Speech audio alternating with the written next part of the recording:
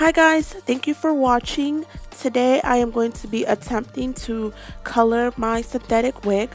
This is my first time trying it, so I'm excited. I am going to be using a Janet Collection wig. The name is Perm Zinnia and I have her in a color gray purple.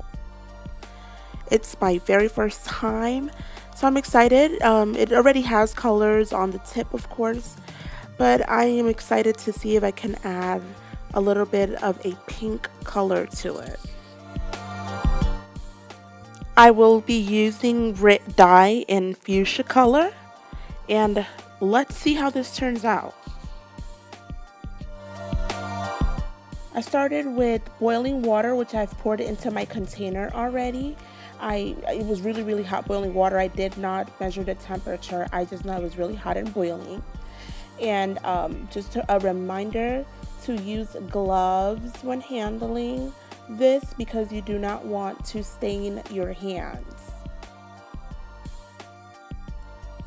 I went ahead and poured half of the bottle into my water. And I used an old toothbrush to give it a stir. Guys, you can see the moment, like, you could see how white it was before I dipped it in, and it just immediately got color. So I was excited because I was like, yay! That's pretty much the color I was expecting my wig to come out, because I was so excited that the toothbrush held the color, and I figured that it was synthetic fiber and that my hair would react the same. But as you will see now, that was not the case. I sat the wig in the color for about 30 minutes, and I came back afterwards and rinsed it out with cold water. And ladies and gentlemen, this is when I realized that no, my wig was not this is not the color I was expecting. Yes, it's not its original color, but it wasn't the color I was expecting. I made sure to continue rinsing the wig under the cold water until the water ran clear.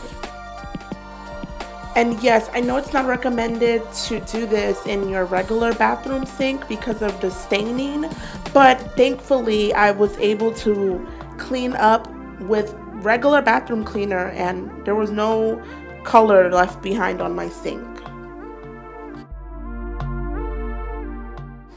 This was the final results after fully rinsing her and letting her air dry.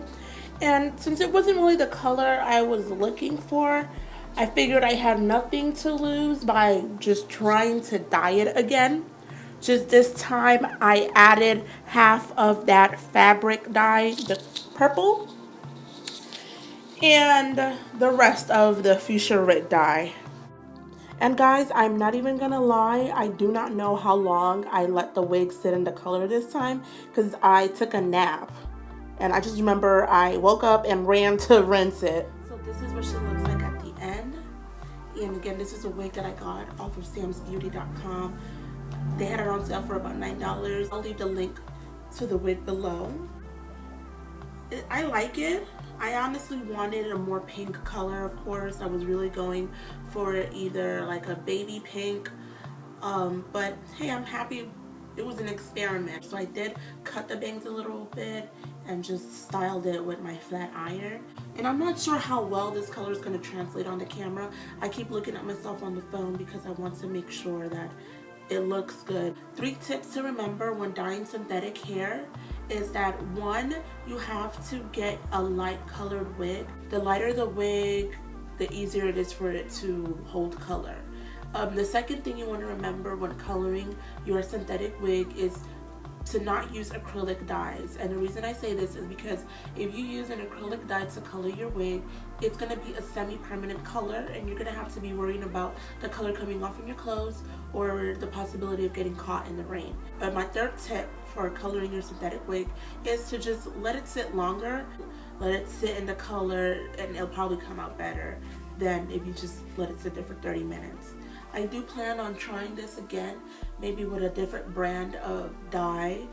Please make sure to comment if you've colored your synthetic wig and you have other tips, because this is definitely my first time, and so it's just, you know, my beginner's insight on coloring a synthetic wig.